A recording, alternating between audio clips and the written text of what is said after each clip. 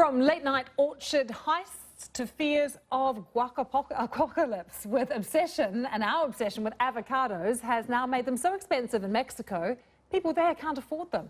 They are, of course, a staple food in the country, but ever since being hailed as superfood, demand around the world has never been higher. Half of the world's avocados are grown in Mexico, but now the government is having to consider whether to import cheaper ones from abroad.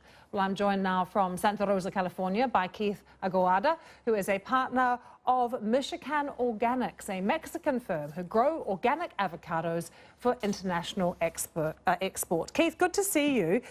So demand globally, is it really outstripping supply? It seems to be that way.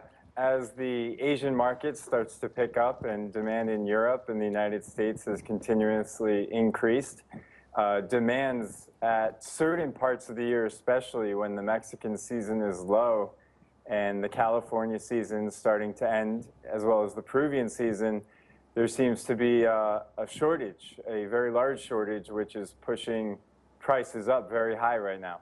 And is it that we're not just eating avocados, we're using them for other things as well?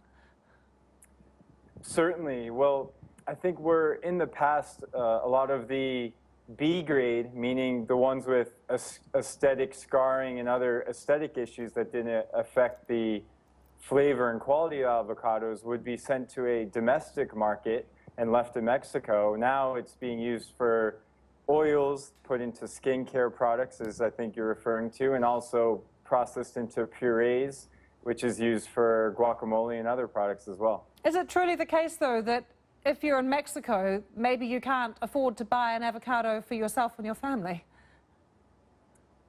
Depending on your economic structure within the country, I think it's a sad reality that, like other products in Peru and in Bolivia, like with quinoa and maca, we've seen the same thing where it becomes such a popular product globally, where the domestic demand isn't being fulfilled because simply they can't pay as much. It seems ridiculous, though, Keith, that they could be bringing them into Mexico from other countries.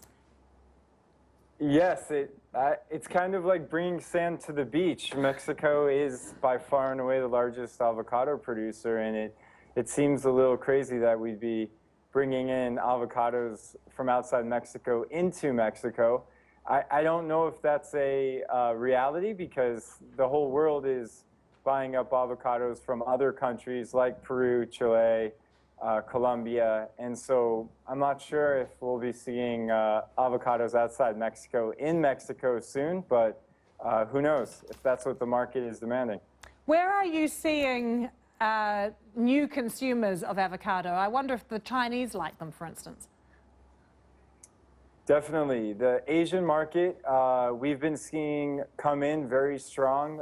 South Korea, Japan, and especially China has been contacting us and a lot of other growers and packers in Mexico, trying to get more and more avocados. I think it's becoming a global fad that is a taste and a nutritional component that people are looking for. Keith, great to see you. Thanks so much for joining us. Thanks for having me. Have a great day. Let's take you to next.